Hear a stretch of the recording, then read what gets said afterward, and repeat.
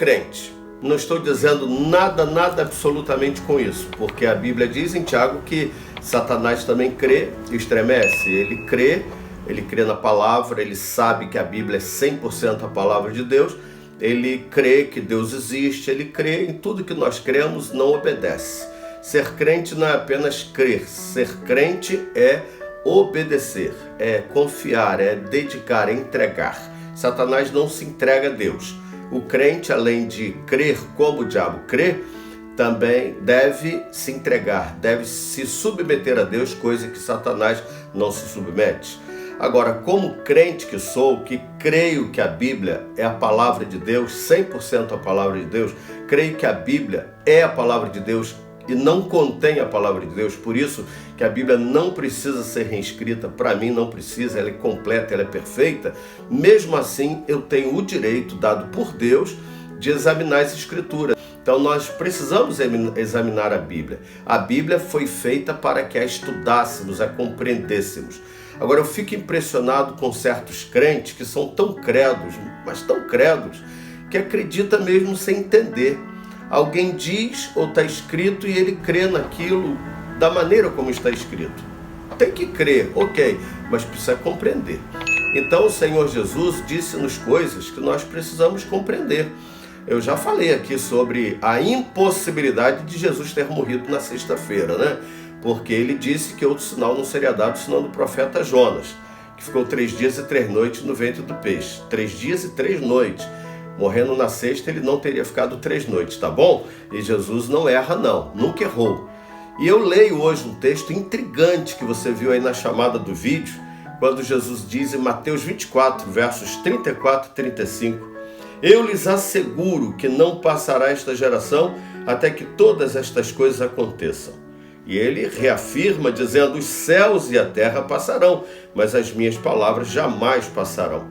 Mas pelo que leio aqui, Jesus falhou, Jesus errou, porque ele disse, não passará esta geração. Ele falou esta geração. Ele não está falando essa apontando para uma outra. É importante fazermos essa distinção entre esta e essa. É só nos lembrarmos de quando Jesus disse a Pedro, sob esta pedra edificaria minha igreja. Jesus não falou sobre essa. Se tivesse falado sobre essa, ele estaria se referindo a Pedro. Essa. Esse celular ou essa TV, esse equipamento que você me assiste é seu, esse. Agora, esta Bíblia é minha, esta está comigo. Então Jesus disse sobre esta pedra, ele estava falando dele, ele é a pedra.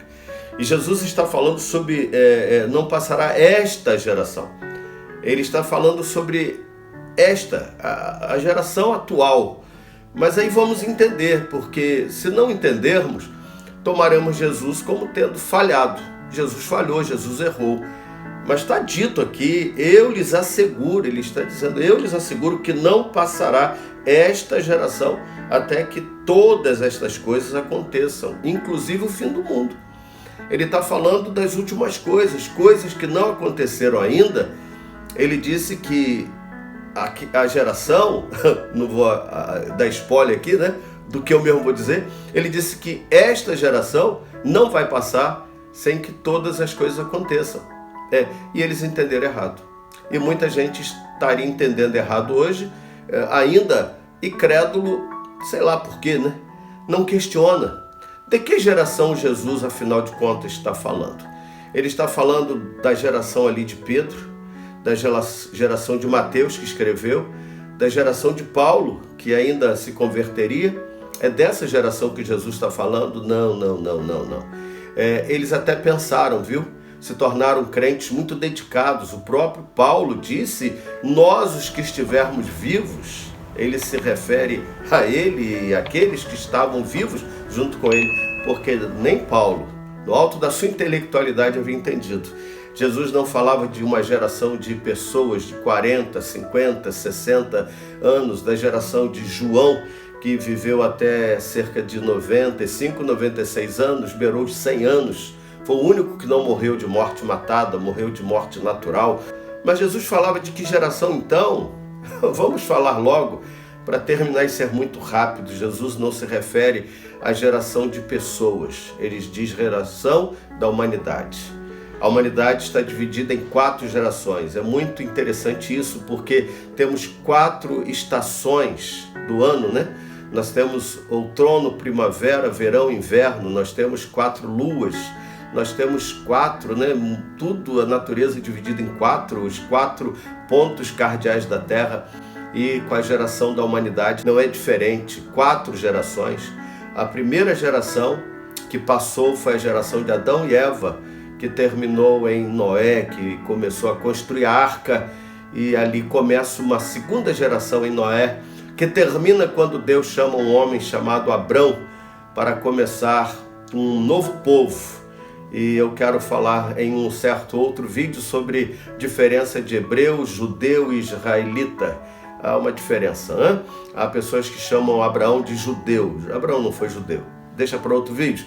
Então começa ali uma terceira geração, e a terceira geração, que é de Abraão e Jesus, que é da descendência de Abraão, começa a 4ª geração.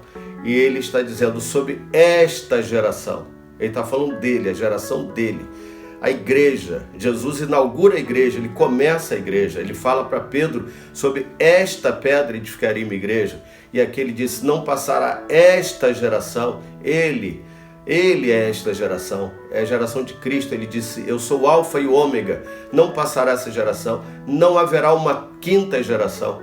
Então não passará esta geração sem que estas coisas aconteçam. Então tudo começou a acontecer em Cristo, a grande tribulação, todos os sinais e a sua volta. E aí termina a geração de Jesus aqui na terra. E quando ele diz, não passará esta geração, ele está se referindo a ele e não a aquelas pessoas. Que Deus nos abençoe e que eu tenha te ajudado a entender um pouco mais da palavra. Amém? Vamos orar ao Senhor.